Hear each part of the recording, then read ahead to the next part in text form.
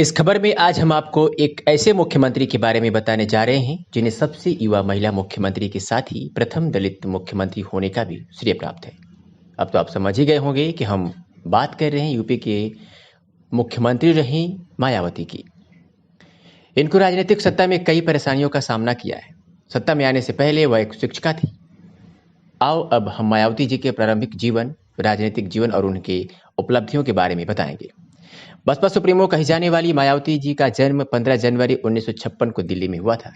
इनके पिता का नाम प्रभुदेव था, जो कि गौतम बुद्ध नगर में एक डाकघर कर्मचारी थे। माता का नाम रामरती था, जो गृहिणी थी। मायावती के 6 भाई और 2 बहनें थीं।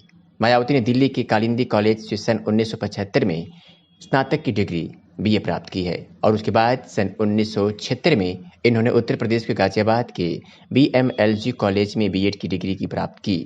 बाद में इन्होंने दिल्ली यूनिवर्सिटी से एलएलबी की पढ़ाई पूरी की। इनके पिता इनको कलेक्टर बनाना चाहते थे, जिसके लिए मायावती ने प्रशासनिक सेवा के लिए तैयारी की। इस तैयारी के दौरान इन्होंने शिक्षिका के रूप में भी कार्य किया, परंतु शिक्षा के रूप में कार्य करते समय इनकी मुलाकात कांशीराम से हुई, जिसके कारण मायावती की जिंदगी बिल्कुल ही बदल गई। कांशीराम के प्रभाव को देखकर मायावती के पिता बिल्कुल खुश नहीं थे। इनके पिता ने कांशीराम के पद चिन्हों पर जाने के लिए मना किया, लेकिन मायावती नहीं मानी और कांशीराम के बड़े पैमानों पर होने वाली परियोजनाओं और सामाजिक कार्यों में जुड़ती चली गई।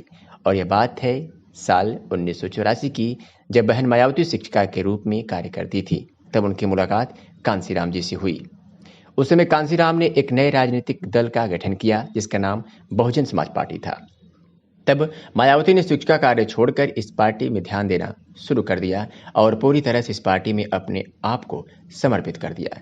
उसी साल मायावती ने मुजफ्फरनगर जिले के कैराना लोकसभा से अपना पहला चुनाव लड़ने का अभियान शुरू किया। इसके बाद 1985 से 1987 तक लोकसभा चुनाव के लिए मायावती ने कड़ी मेहनत की और 1989 में बहुजन समाज पार्टी ने बिजनौर से 13 सीटों पर चुनाव जीता, जिसके बाद मायावती बिजनौर से सांसद चुनी गई।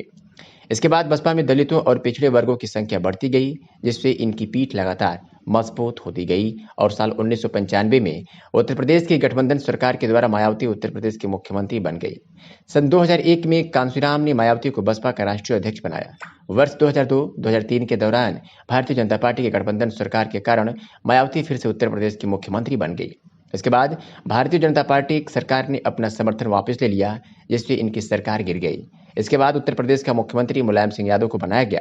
सन 2007 में दोबारा सत्ता में आने के बाद देश के सबसे बड़े राज्य उत्तर प्रदेश में मुख्यमंत्री के पद को संभाला, परंतु इनके शासनकाल में बसपा का विस्तार केवल इसी राज्य में रहा, क्योंकि इनके निरंकुश शासन के चलते कई पिछड़े वर्ग के लोगों ने इनसे मुंह मोड़ लिया।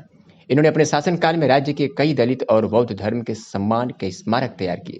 मायावती ने अपने शासनकाल में कई विवादों में घिरी रही, परंतु उनका राजनीतिक अभ्युदय सचमुच अच्छा रहा है।